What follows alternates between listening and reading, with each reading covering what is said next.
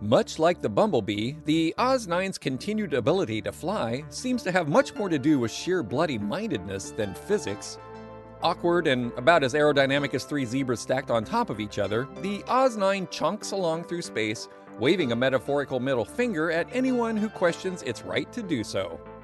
Unfortunately, an apocalypse device has attached itself magnetically to the outside of the 9, and, lamprey-like, it's sucking our ship and crew's remaining minutes away. The two-headed 778 repair bot known as Howard and Emily have been dispatched to try and disable the device, but sadly, the panel they need to access is on the side of the bomb that's stuck firmly to the ship. Because gated galaxies. At the airlock closest to where the apocalypse device is attached, the Albatros, Joe, Leet, Dr. von Zetzer, Greg, and Colin have gathered to try and help the 778. On the bridge, Captain Madeline, once Captain Jessie, Dr. Theo, and Le Bichon Frise got drunk and aren't helpful. At the airlock... Howard, can you hear me? Whoops! Fell down. Over. Or under, in this case. I don't hear anything. Did Howard get spucked into sace? Spucked into sace? You damn drunk cow. Let go of the button. Alright. Letting go of the button this time. Over. Over? Ha! More like arse over, Tick. Are they drunk? Wonderful. Looks like there'll be no help from the bridge. When has there ever been? Oi! We can hear you on the intercom, matey. So watch yourself. Ha! Do you hear that? I said, watch yourself. Okay? I don't get it. He can't watch himself because he's invisible. Nope, still don't get it. If I may interject, we have located the apocalypse device and are ready to begin dismantling procedures. What's the count, computer? Over. 22 minutes. Over. We're handing the comms to Dr. von Zetzer. Over. Goodness, we are sounding so official this morning. Hello, my two-headed 778. Before we begin, let us take some deep breaths to become calm and centered. Over! Well, that's not going to work. They don't breathe. And they're in space. Perhaps we skip this bit, Doctor? Yes. That's probably a good idea. I have a bit of a tendency to doze off during this bit. Sometimes I'm in and out. Oh, Gott und Himmel, Olivia! It's not my fault. That was me. These absurd eye lasers are finally good for something. You zapped Dr. von Zetzer? Sorry. It was an impulse. No, don't apologize. It was oddly appealing. Oi, no more pfting. You just pfted it all over my talkie thing. Well, perhaps you can let me know the acceptable noises then. Anything less damp. We're just so gross. If anyone is still interested, we have only 19 minotaurs left. Over. It will be minutes. Over. Oh, yeah. Such impatience. 19. Hang on. You had a 30-minute grace period when you were a bomb. Does this one? Of course. Leet, you have an idea. And it's a good one. Yay me. Finally. Some good news. But does anybody have Granny Shelp's phone number? I'm afraid only she has all the codes. At this distance, it takes 28 minutes to initiate a phone call to Earth. It was a good thought. Lucky for you, one I had about 29 minutes ago. Hello? Olivia, you little dickens, is that you? Yeah, hello, Granny Shelp. Did you get that Afghan I sent you? It's lovely. What kind of wool is that? Oh, zebra hair. So that's where that big old bald patch came from? Granny Shelp, do you have the code for the grace period for the Oz Asterisk's apocalypse device? Of course. Take me off speakerphone, dear. You know the protocol. Granny Shelp is a stickler for protocol. God love it. Got it. The code is 80085. Boobs. Oi, Oh, not this again. 80085 looks like boobs on a calculator. Oh, that's why she kept giggling. No good. What? Are you sure? Granny Shop wouldn't lie to me? The code's not the issue at hand here. The number pad's been rendered inaccessible with a featureless faceplate that's been quite, let's just say, rigorously attached. We could potentially gain egress, but we would waste valuable time in the effort. That's it! Leet, get out there and scrape that barnacle off my ship. Those are some pretty powerful magnets there, Captain Cook. No one's gonna just scrape this bomb off. Oh, wait, I got a can of bomb off here. No, of course not. What, are you kidding me? Come on. I wasn't talking about the bomb. So, what do we do? Greg, you are one of these things. What options do we have? I wish I could help. I tried contacting my scientists, but far as I can tell, they're all gone. All I can hear is some gurgling.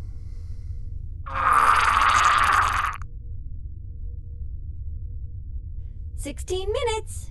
Am I still supposed to go out there? No, dearest. Ooh, hey, Doc, what about your ants? They got Greg's old body off the ship. Maybe they can work this one loose.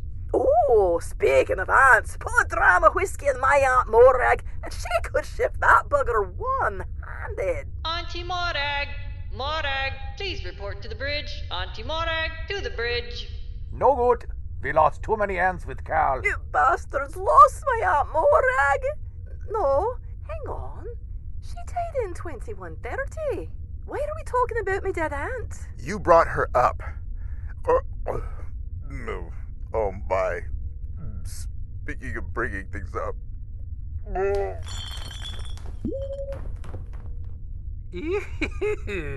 Paul smart the pants. Can't hold his swaboosh. Hang on. Much as I'd prefer not to die today, knowing he's dying with his head down the can makes it almost okay. Seconded. Time, computer. 14-ish minutes? Right. Is the 9 spinning? No, just me. Damn it. I'm really out of practice. We can't be out of ideas. There must be something we haven't tried. Perhaps I could laser it loose. That'd detonate it for sure. You know, I once got out of a pair of handcuffs by pouring olive oil on my arms. When Dr. Theo sobers up, how about you ask him how a magnet works? Are you being snarky, Greg? Are you sure you want to die with snark on your lips? Well, A, I'm not gonna die. And B, I'm feeling okay about it. Why do you sound sober all of a sudden and not sick like the others? Huh. No idea. Probably because I ate some of Dr. von Habesetzer's cheese. Oh, cheese? It is such a delightful view out here, isn't it, dear? All alone.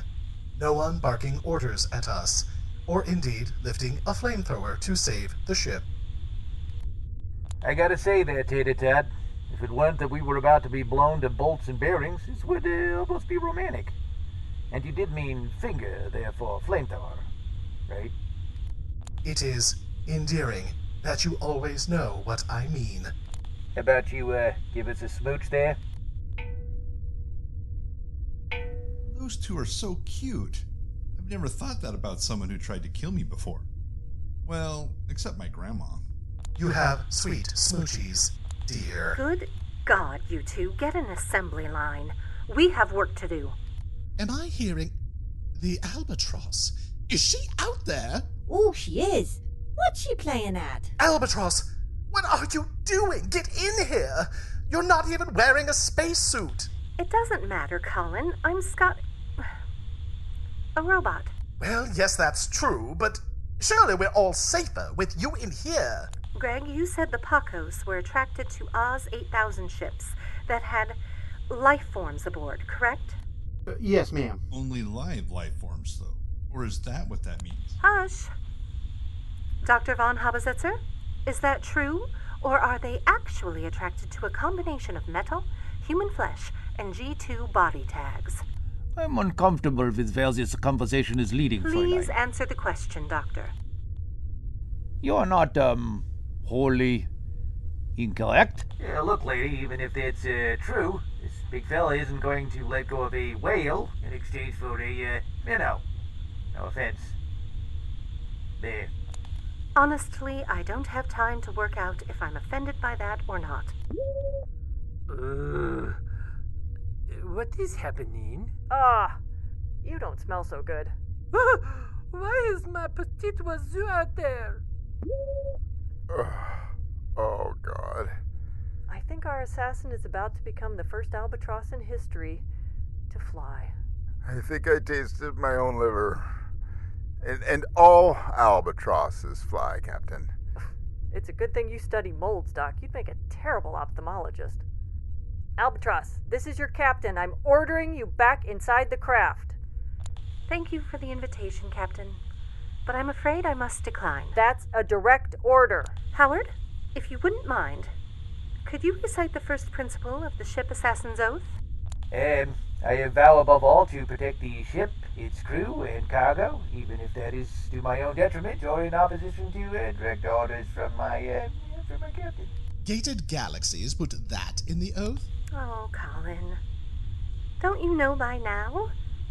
The assassins don't come from gated galaxies. Not all of us, anyway. Ugh, Howard, Emily, if you could untangle from one another for a moment, I could use some help. Please, don't go. Please stay. Oh, you are very pretty and make nice braids. Albatross, this is a grand gesture, but it's not going to work. There are 50,000 body tags on this ship, and one on you. Greg, you underestimate me. Computer? Olivia, how much time do I have left? Oh, did you have to put it like that? 9 minutes. And please don't take the only other fully functioning brain with you. Wait, that's it. You're a robot. Surely we could upload you to something aboard the ship. Greg can scoot over or something. At least we'll still have you with us. She can't, Colin. Why not? She's not entirely Scottish. Oh, dear God, I have never wanted more for the windows on the bridge to open. Oh, not one of you has a toothbrush? Wait, what do you mean, not entirely? She said metal body tags and human flesh. And now you know. You're partly human. But that means you won't survive this. No. It's all right, Colin. But thank you for caring. Howard, Emily, on the count of 3, help me pull this bastard loose. I need to get it out of range of the ship. 1, 2, 3! Oh, I'm afraid it's now or never, Albatros. That's as loose as we're gonna get it. It's enough. You like body tags, do you, Paco? Well, here's a bunch. Fetch! Follow me, you would-be assassin son of a bitch! No! Fight, smite, right, rights, victory is ours. Smite, might, always right. Well, I'll be dangled. It worked. Nerd! But also, hooray! It followed it. Fly like hell, Mad Pants! Get us clear of the blast zone! Hang on, Barnacle. No! What if she survives?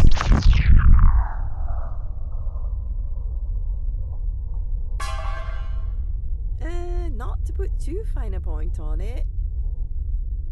Yes, I know. She's gone. Howard, Emily, you still with us? Yep, still here. A little sadder, a little wiser. We salute our fellow Silicon Americans. Oh, the 778 survived. Hooray. Do you know, I am now the only assassin aboard the ship. That is interesting. One move to hurt anyone aboard this ship, and I'll order Colin to make you a smoking ruin. Got it? The gauntlet has been thrown, huh? The government? Gauntlet. Say yes, Captain. Yes, apparently. Very well. Colin? He flew off, Captain. I think he was headed for the bioswamp. Leet, can you follow him? He's gonna need a friend. Aw, you got it, Captain. Moments later, Leet joins Colin in a star-drenched meadow in the bioswamp. Ow, you're standing on my foot. Oh, sorry. Get off my hair. I barely moved. I might be curled up in a ball of despair. You really liked her, huh?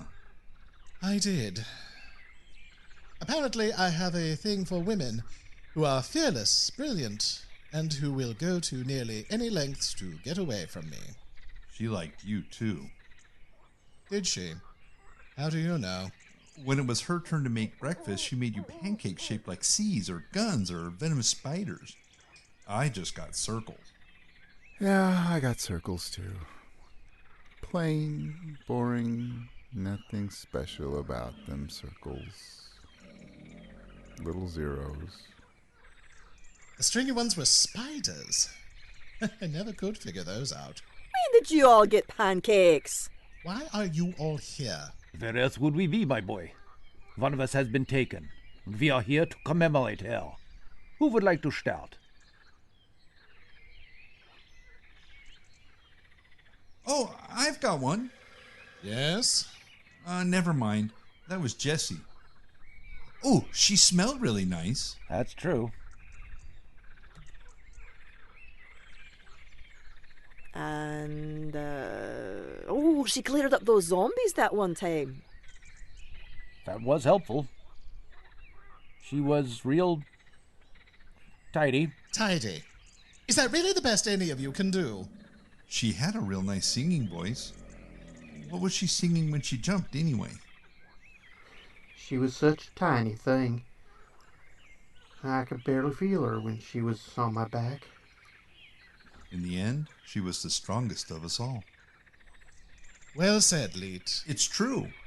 I watched when they were pulling the bomb off, and Howard and Emily were useless. Thank you. I mean it. Maybe if we'd given them their arms back? You sent them out there without all their arms?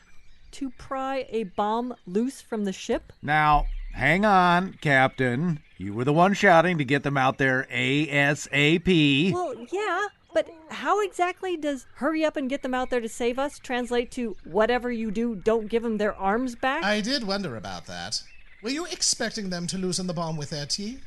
Or perhaps melt it off with their sunny attitude? I expected them to have arms. Perhaps you could have been a bit more thorough in your explanations, Captain. Oh, come on. Even I don't think Madeline's quite that thick. Thank you. Thank you? Wait for it. Another funeral. Are we gonna suit up and stand around the airlock again? What are you complaining about? You don't have to suit up. I know. I just don't like shooting out more space debris. We're leaving a hell of a trail. 3, 2... Hey! And there it is. Wow, that's quite a delay. Doc, I'm pretty sure that'll be her epitaph. As the combination memorial and group bitch session continues in the bioswamp, at airlock 56, there's a quiet knock on the door. Took you long enough? Yes, well, if my magnetic shoes were a bit stronger, perhaps I could have caught up to the warp speed ship in a more timely fashion. Remind me again why we're doing this? Allegiances are too muddled on this ship. Everyone behaves themselves when I'm around. I'm hoping this will get them to relax and show their true colors. You're not talking about Freeze, are you? Of course not. No doubt he's already moved into my bunk and is plotting his next doomed scheme to take over the Oz-9. No, it's Joe I want to watch. He knows a good deal more than he's telling, and I want to know what side he's on when the ship hits the fan. And Dr. von Haber Zetzer? Yes, I promised you I'd leave him alone. Yeah, well, see that you do, or, I'll unthaw Colin's wife. How far will you go to protect him, if it turns out he's not a good guy after all? You're assuming my definition of good matches yours. Doesn't it? Semantics. Boring. Dr. von Zetzer created me, and there are lots of things about me that I don't know. I like answers. I don't like questions. Well, then I guess we have that in common.